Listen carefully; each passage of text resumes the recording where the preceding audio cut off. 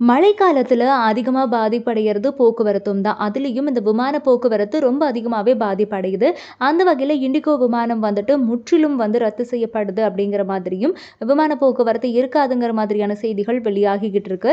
அதுவும் யாராவது சென்னை ஏர்போர்ட்டுக்கு இண்டிகோ விமானத்துல ஏறணுங்கிறதுக்காக வராங்கன்னா, அவங்கள அப்படியே திருப்பி அனுப்பிச்சிடுங்க அப்படிங்கிற மாதிரியான ஒரு அறிவிப்ப கூட வெளியிட்டு இருக்கிறதா சமீபத்தில செய்திகள் சொல்லுது.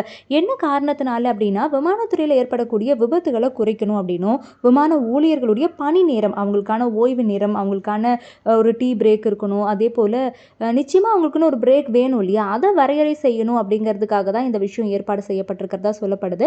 ஒரு விமானி வந்து இவ்ளோ நேரம் மட்டும் தான் வேலை பார்க்கணும் அப்படின்னும் விதி இருக்கு. இத வந்து விமான விதி பணிக்கால வரம்பு விதியில வந்துட்டு சொல்லுவாங்க.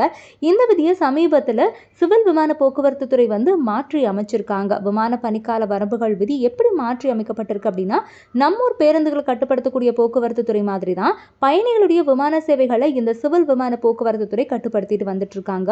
சமீப காலமா விமான விபத்துகள் அதிகரிச்சிருக்கு. அதனால இதை தடுக்கணும் அப்படிங்கறதுக்காக சில மாற்றங்களை இந்த துறை விமான பணிக்கால வரம்புகள் விதியில கொண்டு வந்திருக்கு.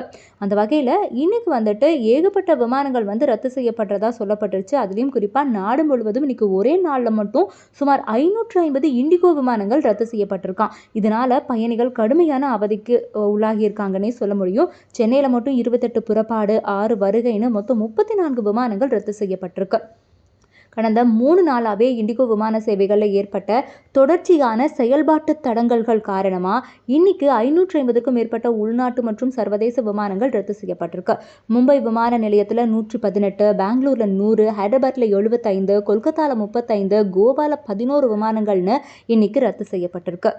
இதனால மக்கள் அதிகமா வந்துட்டு சிரமத்துக்கு ஆளாயிருக்காங்க. இது இல்லாம மேலும் பல விமான நிலையங்கள்லயும் விமான சேவைகள் ரத்து செய்யப்பட்டிருக்கிறதா அறிவிப்பு வெளியாகி இருக்கு.